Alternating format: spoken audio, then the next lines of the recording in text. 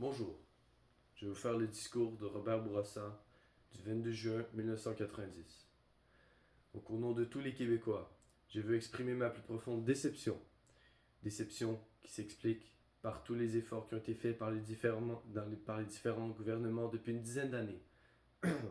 Il y a 10 ans, à la suite du référendum du 20 mai 1990, les gouvernements du Québec de ce temps, dirigés par M. Lévesque, avaient fait plusieurs efforts pour intégrer le Québec dans la Constitution canadienne.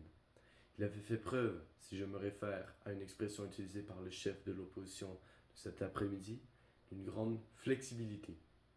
Mais avec un résultat évidemment décevant, puisque le Québec avait été exclu de la Constitution canadienne. En 1985, nous avons proposé au Canada anglais des conditions qui ont été jugées par tous comme étant modérées et raisonnables. À 3 reprises, nous nous sommes entendus sur l'ensemble de ces conditions, et je veux à cet égard remercier tous mes collègues qui ont appuyé le Québec. Et je signale encore le travail particulier qui a été fait par le Premier ministre de l'Ottawa, M. Peterson. Le 9 juin dernier, nous avons une nouvelle fois signé une entente. Tous les premiers ministres se sont engagés à mettre en œuvre pour faire adopter la résolution avant le 23 juin. On doit constater que 2 provinces ne l'ont pas fait et n'ont pas l'intention de le faire. En 1987, il y avait eu une entente à la suite du changement de gouvernement.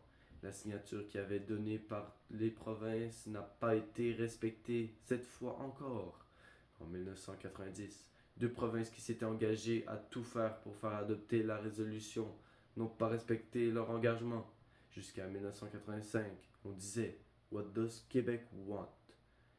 Nous avons exprimé clairement les demandes du Québec. Et toute l'équipe du gouvernement, je veux rendre hommage aux ministres responsables, le député de Jean Talon, qui avait fait un travail extraordinaire dans la réalisation de ce dossier, et avec toute son équipe. Donc, depuis 1996, la question est « What does Canada want ?» Et on attend encore la réponse du Canada à cet égard. Le Canada anglais doit comprendre d'une façon très claire que quoi qu'on dise et quoi qu'on fasse, le Québec aujourd'hui et pour toujours est une société distincte et libre et capable d'assurer son destin et son développement. Merci.